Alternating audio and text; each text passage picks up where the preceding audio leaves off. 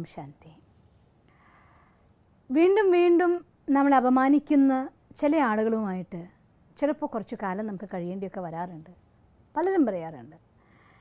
പ്രത്യേകിച്ച് ജീവിതം ഒന്നിൽ നിന്ന് മറ്റൊന്നിലേക്ക് മാറ്റപ്പെടുമ്പോൾ ചില ഓഫീസുകളിൽ കല്യാണം കഴിഞ്ഞ് ചില വീട്ടിൽ ചെന്ന് കയറുന്ന പെൺകുട്ടികൾക്ക് അഥവാ അമ്മായിയമ്മമാർക്ക് ഇങ്ങനെ പല സാഹചര്യങ്ങളിലും കുടുങ്ങിപ്പോവും. അവർ എന്തോ ഒരു ലക്ഷ്യം, അവർക്ക് നമ്മൾ അപമാനിക്കുക എന്നുള്ളതൊരു സന്തോഷം പോലെ വീണ്ടും വീണ്ടും നമ്മൾ അപമാനിക്കുന്ന പല ആളുകളെയും പല സന്ദർഭങ്ങളെയും കുരുങ്ങാറുണ്ട്. ഇങ്ങനെ വീണ്ടും വീണ്ടും അപമാനിതരായി മാറേണ്ടി വരുന്ന സന്ദർഭങ്ങളിൽ എങ്ങനെ അത്തരം സാഹചര്യങ്ങൾ അതിജീവിക്കാം? ഇത് മനുഷ്യന്മാരെ സംബന്ധിച്ചിടത്തോളം വളരെ കഠിനമേറിയ ഒരു ദിവസങ്ങളായിട്ട് ഫീൽ ചെയ്യാറുണ്ട്. ഒരുപാട് കാലം എന്തായാലും അത്തരം കഴിയേണ്ടി വരില്ല ആർക്കും. കുറച്ച് കാലം കഴിയുമ്പോൾ ഒരു ട്രാൻസ്ഫർ അഥവാ ഒരു ചേഞ്ച് എല്ലാവരുടെ ജീവിതത്തിലും ഉണ്ടാവും. എന്നാൽ ആ കാലഘട്ടം ഉണ്ടല്ലോ, നിരന്തരമായിട്ട് അപമാനിക്കപ്പെട്ടുകൊണ്ടിരിക്കുന്ന കാലഘട്ടത്തിലൂടെ കടന്നു പോകുമ്പോൾ ശാരീരികമായിട്ടും മാനസികമായിട്ടും ഒരു മനുഷ്യൻ തളർന്നു പോകും. മാനസികമായും ശാരീരികമായും തളരുന്നതുകൊണ്ട് തന്നെ രോഗങ്ങൾ അവരെ ബാധിച്ചെന്ന് വരും. ഇത്തരം സന്ദർഭങ്ങളിൽ വളരെ യുക്തിയുക്തമായിട്ടും ശക്തിശാലിയായും കടന്നു പോയില്ല എങ്കിൽ ജീവിതത്തിൽ മുന്നോട്ട് പോവുക തന്നെ പ്രയാസമെന്ന് തോന്നുന്ന സന്ദർഭങ്ങൾ വന്നേക്കാം. അതുകൊണ്ട് ഇത്തരം സന്ദർഭങ്ങളിലൂടെ കടന്നു പോകുന്നവർക്ക് വേണ്ടിയാണ് ഇന്ന് ഞാൻ ഈ വീഡിയോ ചെയ്യാനായിട്ട് ആഗ്രഹിക്കുന്നത്. ഒന്നാമത്തെ കാര്യം, ഈ സമൂഹത്തിൽ നമ്മൾ മഹാത്മാക്കൾ എന്ന് പറയുന്നവർ, വിജയികൾ എന്ന് പറയുന്നവർ, അഥവാ നമ്മൾ ആദരിക്കുന്ന ദിവ്യാത്മാക്കൾ, അവരുടെ എല്ലാം ജീവചരിത്രം നിങ്ങൾ വായിച്ചു നോക്കിയാൽ ഒരു കാര്യം ഞാൻ എല്ലാവരുടെ ജീവിതത്തിലും കോമൺ ഫാക്ടറായിട്ട് കണ്ടത്, നിരന്തരമായിട്ട് അപമാനിക്കാനുള്ള ഒരു കൂട്ടം ആളുകൾ എന്നും ഇവരുടെ കൂടെ ഉണ്ടായിരുന്നു എന്നുള്ളതാണ്.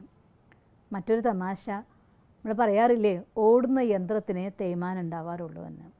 ജീവിതത്തിൽ എന്തെങ്കിലുമൊക്കെ നിങ്ങൾ ചെയ്യണം എന്ന് ആഗ്രഹിക്കുന്നുണ്ടെങ്കിൽ അവർക്ക് മാത്രമേ കുറ്റം കേൾക്കേണ്ടി വരുള്ളൂ. അഥവാ ആരെങ്കിലും പറയുക എന്നെ ആരും കുറ്റം പറയാറില്ല എന്ന് പറയുന്നുണ്ടെങ്കിൽ തീർച്ചയായിട്ടും നിങ്ങൾ ഒന്നിനും കൊള്ളാത്തവരാണ് എന്നായിരിക്കും തിരിച്ചുള്ളതായിരിക്കുന്ന മറുപടി. ഈവൻ ബ്രഹ്മബാബയെ പോലും നിരന്തരമായിട്ട് വിമർശിക്കുന്ന ആളുകളുടെ ഹിസ്റ്ററി ഉണ്ടായിരുന്നു. ശ്രീകൃഷ്ണനെ പോലും വെറുതെ വിട്ടിട്ടില്ല, ശ്രീരാമനെ വെറുതെ വിട്ടിട്ടില്ല, പിന്നെ വേണ്ട മനുഷ്യന്മാരെ. അതുകൊണ്ട് ഒരു ധർമ്മപിതാക്കന്മാരെയും ആരും വെറുതെ വിട്ടിട്ടില്ല, ഒരു ധർമ്മ ഗുരുക്കന്മാരെ ആരും വെറുതെ വിട്ടിട്ടില്ല, ദേവാത്മാക്കളെ വെറുതെ വിട്ടിട്ടില്ല, പിന്നെ മനുഷ്യാത്മാക്കളായ നമ്മുടെ കാര്യം. അതുകൊണ്ട് ഒരു കാര്യം ആദ്യം നമ്മൾ മനസ്സിലാക്കേണ്ടത്, ഈ കട്ടിക്കാർമേഘം കുറച്ച് നാളത്തേക്കുള്ളതാണ്. ഇത് കഴിഞ്ഞാൽ എൻ്റെ സൂര്യൻ തീക്ഷ്ണമായി ഉദിക്കാൻ പോവുകയാണ്. നിങ്ങൾ കണ്ടിട്ടില്ലേ, ആകാശത്ത് കട്ടിക്കാർമേഘം വന്ന് മഴക്കാറ് കൊണ്ട് മൂടുമ്പോഴാണ് അത് കഴിഞ്ഞ ശേഷം തെളിഞ്ഞ ആകാശത്തിൽ നല്ല സൂര്യൻ, ആ സൂര്യൻ ഉദിക്കുമ്പോൾ സൂര്യൻ്റെ കിരണങ്ങൾ തട്ടുന്ന ഓരോ ഇലകൾ പോലും കുളിച്ചു തോർത്തി നിൽക്കുന്നതിൻ്റെ ആനന്ദത്തിൽ വെള്ളി വെളിച്ചം വെതറിയതായിട്ടുള്ള ഓലകൾ പോലെ, തെങ്ങിൻ്റെ ഓല നോക്കുമ്പോൾ വെള്ളി വെളിച്ചം വന്ന പോലെ ഇലകൾക്കൊക്കെ ഒരു പ്രത്യേക തിളക്ക്, എന്തൊരു ഭംഗിയുണ്ടാവുക. അതുകൊണ്ട് ആ കട്ടി കാർമേഘം വരുമ്പോൾ ഒരു കാര്യം നമ്മൾ മനസ്സിലാക്കേണ്ടത്, ഈ കാർമേഘത്തിന് ശേഷം എനിക്ക് തീക്ഷ്ണ പ്രഭയോടുകൂടിയ സൂര്യൻ ഉദിക്കാൻ പോവുകയാണ്, എൻ്റെ ജീവിതത്തിൻ്റെ സൂര്യൻ ഉദിച്ചുയരാനുള്ളതായിട്ടുള്ള സമയമാണ് എന്ന് ആദ്യം നമ്മൾ തിരിച്ചറിഞ്ഞിരിക്കണം. കാരണം ആ ഒരു തിരിച്ചറിവ് നമ്മുടെ മനസ്സിനെ വീക്കാക്കാതെ പവർഫുള്ളാക്കിക്കൊണ്ട് അതിനെ ഫേസ് ചെയ്യാനുള്ള ശക്തി തരും. രണ്ടാമത്, ചില ആളോട് ഞാൻ പറയാറുണ്ട്, അതായത് എന്ത് പറഞ്ഞാലും നിങ്ങളൊന്നും മിണ്ടില്ല എന്ന് കണ്ടു കഴിയുമ്പോൾ എന്തും നിങ്ങളെ പറയാം എന്ന ഒരു ലൈസൻസ് എടുക്കുന്ന ആളുകളുണ്ട്. അപ്പോൾ അങ്ങനെയുള്ള ആളുടെ അടുത്ത് നിങ്ങൾ ശാന്തഗംഭീരമായിക്കൊണ്ട് 2 വാക്ക് പറഞ്ഞാൽ അവർ നിർത്തുന്നവരും ഉണ്ട്. അങ്ങനെയാണ് എങ്കിൽ, കാരണം ഇതിൻ്റെ പ്രതികരണം എങ്ങനെ വേണം എന്നുള്ളത് സാഹചര്യം അനുസരിച്ചിരിക്കും. ചിലരുടെ അടുത്ത് നിങ്ങൾ പറയാൻ പോയി കഴിഞ്ഞാൽ അതോടെ കൂടെ അത് കുറച്ചും കൂടെ വേസ്റ്റ് ആവുകയുള്ളൂ. അവിടെ നിങ്ങളുടെ സൈലൻസിൻ്റെ ശക്തി കൊണ്ട് നിങ്ങൾക്ക് ജയിക്കേണ്ടി വരും. ചില ആളുകളുടെ അടുത്ത് 2 വാക്ക് പറഞ്ഞിട്ട് അവരെ സൈലൻ്റ് ആക്കേണ്ടതായിട്ട് വരും. പക്ഷേ പറയുമ്പോൾ ഒരു കാര്യം മാത്രം, നിങ്ങൾ 2 വാക്ക് അവരോട് പറയാൻ വേണ്ടി പോകുമ്പോൾ ആദ്യം നമ്മുടെ ടെമ്പറേച്ചർ 100 ഡിഗ്രി ആയിട്ട് പറയാൻ പോകരുത്. നിങ്ങൾ 0 ഡിഗ്രി കൂൾ ആൻഡ് കാം ആയിക്കൊണ്ട് പറയേണ്ട കാര്യം ശക്തമായിട്ട് നിങ്ങൾക്ക് അവരോട് പറയാൻ പറ്റിയാൽ അവിടെ സ്റ്റോപ്പ് ആക്കാനും നിങ്ങൾക്ക് പറ്റും. ചില സന്ദർഭങ്ങളിൽ മാത്രം, എല്ലാവർക്കും വേണ്ടി ലൈസൻസ് അല്ല ഞാൻ പറയുന്നുണ്ട്. പക്ഷേ അതിനേക്കാൾ ഉപരിയായിക്കൊണ്ട് ഇത്തരം ഒരു സന്ദർഭം ഒരു ദിവസം കൊണ്ട് ഒരു നിമിഷം കൊണ്ട് എവിടെയും വരാറില്ല. അതൊരു തുടർച്ചയുടെ ഭാഗമായിട്ട് ജീവിതത്തിൽ വന്നു ചേരാറ്. അങ്ങനെ ഒരു സന്ദർഭത്തിൽ കുരുങ്ങേണ്ടി വന്നാൽ അവിടെ ആദ്യം നമ്മൾ ചെയ്യേണ്ടത് നമ്മുടെ ശുഭഭാവനയുടെ ശക്തിയാണ്. അങ്ങനെ ഒരാൾ നിങ്ങളെ കരുതിക്കൂട്ടി തന്നെ അപമാനിക്കുമെന്ന് കണ്ടു കഴിഞ്ഞാൽ നിരന്തരമായിട്ട് അവർക്ക് പോസിറ്റീവ് വൈബ്രേഷൻസ് കൊടുത്തുകൊണ്ടിരിക്കുക. അവർ വളരെ നല്ല ആളാണ്, എന്നോട് ഭയങ്കര സ്നേഹമാണ്, എന്നെ എങ്ങനെയാണ് രക്ഷിക്കേണ്ടതെന്നാണ് അവരുടെ വിചാരം. ഈ രീതിയിലുള്ള തോട്ട്സ് നിരന്തരമായിട്ട് ക്രിയേറ്റ് ചെയ്യുക. നമുക്കറിയാം അത് തെറ്റാണ്. ആ മൊമെൻറ്റിൽ എന്താണെന്ന് നോക്കിക്കഴിഞ്ഞാൽ അവർ നമ്മളോട് മോശമായിട്ടാണ് പെരുമാറുന്നതൊക്കെ അറിയാം. പക്ഷേ ആ ശുഭഭാവന ഈ ആത്മാവും നന്നാവും. ഈ ആത്മാവിൻ്റെ ഉള്ളിൽ 7 ഗുണങ്ങളുണ്ട്. ഇവരുള്ളിലും സത്യത്തിൻ്റെ ശക്തിയുണ്ട്, ഇവരുള്ളിലും സ്നേഹത്തിൻ്റെ ശക്തിയുണ്ട്. ഈ രീതിയിൽ നിങ്ങൾ അവരെക്കുറിച്ച് വിചാരിക്കാൻ തുടങ്ങിയാൽ പതുക്കെ പതുക്കെ പതുക്കെ അവരുള്ളിൽ നിന്ന് ആ ഒരു നിങ്ങളോടതായി ചെയ്യുന്ന മോശമായ കർമ്മം ചെയ്യാൻ വരുമ്പോൾ ഉള്ളെവിടെയോ ഒന്ന് പിടിച്ചു വെക്കുന്ന പോലെ അനുഭവം പതുക്കെ പതുക്കെ അതിൻ്റെ ഡെപ്ത് കുറയാൻ തുടങ്ങും. ഇനി അഥവാ കുറഞ്ഞിട്ടില്ല എങ്കിൽ പോലും ശുഭഭാവനയ്ക്ക് മുന്നേ നമുക്ക് കൊണ്ടുവരേണ്ട വേറൊരു ഭാവനയുണ്ട്. അതിൻ്റെ പേരാണ് ദയാഭാവമെന്ന്. നിങ്ങൾക്കറിയോ, ഈശ്വരന് ഈ ലോകത്തിൽ ഒരു ജീവാത്മാവിനോടും ദേഷ്യമില്ല, എല്ലാവരോടും സ്നേഹം മാത്രമേ ഉള്ളൂ. വിവേകാനന്ദനും ബിൻ ലാദനും ഒന്നിച്ച് ഭഗവാന്റെ അടുത്ത് ചെന്നാൽ വിവേകാനന്ദൻ നീ നല്ല മോനാണ്, എൻ്റെ അടുത്ത് വാ, ബിൻ ലാദൻ്റെ അടുത്ത് നീ പോ, നീ എല്ലാവരും ഉപദ്രവിച്ച ആളല്ലേ എന്ന് പറയില്ല. എല്ലാ ജീവാത്മാവിനോടും ഭഗവാന് സ്നേഹമാണ്. സ്നേഹത്തിൻ്റെ 2 ഭാവമുണ്ടെന്ന് മാത്രം. വിവേകാനന്ദനെ കാണുമ്പോൾ വാത്സല്യത്തോടെ ഈ ലോകത്തിൽ നന്മയുടെ വിത്ത് വിതയ്ക്കാൻ വേണ്ടി നീ പരിശ്രമിച്ചു എന്ന് പറയുമ്പോൾ, ബിൻ ലാദനെ കാണുന്ന സമയത്ത് കരുണയാണ് ഉണ്ടായിരിക്കുക. എൻ്റെ പാവം കുട്ടി ഇത്രയും പേരുടെ ജീവൻ എടുത്തുകൊണ്ട് വലിയ പാപിയായി പോയല്ലോ, ഇവനെ രക്ഷിക്കാൻ ഞാൻ എന്തു ചെയ്യണം എന്ന കാരുണ്യത്തിൻ്റെ ഭാവം. ഇത് 2 ഭാവേ ഭഗവാനുള്ളൂ. ഭഗവാൻ ഒരിക്കലും ഒരു ജീവാത്മാവിനോട് ക്രോധമില്ല. അതുകൊണ്ട് ഭഗവാന്റെ ആ ഒരു ദയാഭാവത്തിന് നമ്മളെ ഒരുപാട് ഒരാൾ ഉപദ്രവിക്കുകയാണ് എങ്കിൽ ഉറപ്പായിട്ടും ദുഃഖം കൊടുത്താൽ ദുഃഖം കിട്ടും എന്നുള്ള കാര്യം ഉറപ്പാണ്.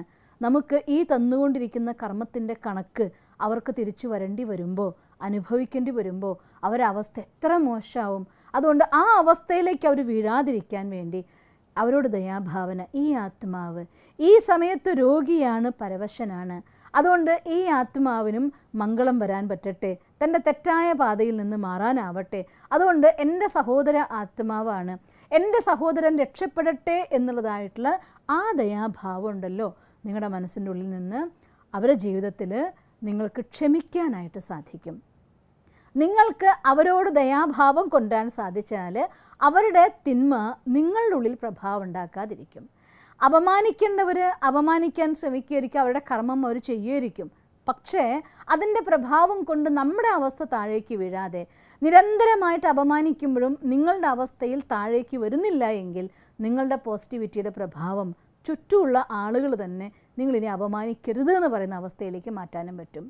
അതുകൊണ്ട് ദയാഭാവത്തിൻ്റെ ശക്തിയും ശുഭഭാവനയുടെ ശക്തിയും കൊണ്ട് നിരന്തരമായിട്ട് അപമാനിക്കുന്ന ആളുകളുടെ അടുത്തുനിന്ന് ആദ്യം നമ്മളെ പ്രൊട്ടക്റ്റ് ചെയ്ത് വയ്ക്കുക. രണ്ടാമത് ആ ആത്മാവിന് ശുഭഭാവനയുടെ ശക്തി കൊണ്ട് പാപകർമ്മത്തിൽ നിന്ന് തടയാനെങ്കിലും പറ്റും. ഒരു പക്ഷേ നിങ്ങളുടെ മിത്രമാകും എന്നൊന്നും എനിക്ക് പറയാനാവില്ല. കാരണം നിങ്ങൾ ആത്മാവായിട്ടുള്ള കാർമിക് അക്കൗണ്ട് ആ രീതിയിൽ അവസാനിക്കേണ്ടതായിരുന്നുവെങ്കിൽ അതവിടെ അവസാനിക്കുമായിരിക്കും. പക്ഷേ നിങ്ങളെ ഉപദ്രവിക്കുന്ന വ്യക്തിയിൽ നിന്ന് നിങ്ങളോട് നല്ല ഭാവമുള്ള ഒരു വ്യക്തിയിലേക്ക് മാറ്റാൻ നമുക്ക് സാധിക്കും. അതുകൊണ്ട് അപമാനിക്കപ്പെടുന്ന സന്ദർഭത്തിൽ നമ്മൾ മുറിവേറ്റുകൊണ്ട് നമ്മുടെ ഉള്ളിൽ നിന്ന് ആ ഉള്ളിലെ രക്തം വാർന്നുകൊണ്ടിരിക്കുക എന്ന് വെച്ചാൽ അർത്ഥം നമ്മുടെ എനർജി പോയിക്കൊണ്ടേയിരിക്കുക എന്നാണ്. ഓരോ പ്രാവശ്യം നമ്മുടെ എനർജി കുറയും തോറും എത്ര താഴുന്നുണ്ടോ അത്രയും എല്ലാവരും നമ്മുടെ മേലെ നിൽക്കാൻ ശ്രമിക്കുകയുള്ളൂ. അതുകൊണ്ട് മറ്റൊരാളുടെ അപമാനം കൊണ്ട് നമ്മുടെ ആ സെൽഫ് റെസ്പെക്റ്റ് കുറയാത്ത രീതിയിൽ അവർ പറയുന്ന കാര്യം അത് അവർക്കുള്ളതാണ്, എനിക്കുള്ളതല്ല, ഇങ്ങനെ പോസിറ്റീവ് തോട്ട്സ് എന്തൊക്കെ വേണം അത് പഠിച്ചു വെക്കണം. അങ്ങനെ ഒരു സന്ദർഭത്തിൽ കുരുങ്ങിയെന്ന് കണ്ടു കഴിഞ്ഞാൽ കുറച്ചുകൂടെ നന്നായിട്ട് പോസിറ്റീവ് അഫർമേഷൻ, പോസിറ്റീവായിട്ടുള്ള സ്റ്റഡി, നമ്മുടെ ഡെവലപ്മെൻറ്റിന് വേണ്ടി മാക്സിമം നമ്മൾ ശ്രദ്ധിച്ചാൽ ഈ അവസ്ഥേനെ മാറ്റാനും അങ്ങനെയുള്ള ദിവസങ്ങൾ അധികം ദിവസം ഇല്ലാതെ വളരെ വേഗം കടത്തിവിടാനും പറ്റും. ഇല്ലെങ്കിൽ അവരെ അപമാനിക്കുന്നു, നിങ്ങൾ വീക്കാവുന്നു, നമ്മുടെ മനസ്സിലെ നെഗറ്റീവ് വൈബ്രേഷൻ വീണ്ടും അവരെ സ്ട്രോങ് ആക്കിക്കൊണ്ടിരിക്കും. അവർ പിന്നെയും നമ്മൾ അപമാനിച്ചുകൊണ്ടിരിക്കും. നമ്മുടെ അപമാനിതമാകുന്ന ദുഃഖത്തിൻ്റെ ദിനങ്ങൾ നീട്ടാനേ പറ്റുള്ളൂ, നമുക്ക് കുറയ്ക്കാനാവില്ല. അതുകൊണ്ട് അവരുടെ അപമാനം സ്വീകരിക്കാതിരുന്നാൽ വളരെ വേഗം ആ ദുഃഖത്തിൻ്റെ ദിവസത്തെ മാറ്റിക്കൊണ്ട് ദുഃഖത്തെ കൂടെ സുഖത്തിലേക്ക് പരിവർത്തനപ്പെടുത്തി കുറേയും കൂടെ സ്ട്രെങ്ത്തായിട്ട് നിങ്ങൾക്ക് മാറാൻ സാധിക്കും.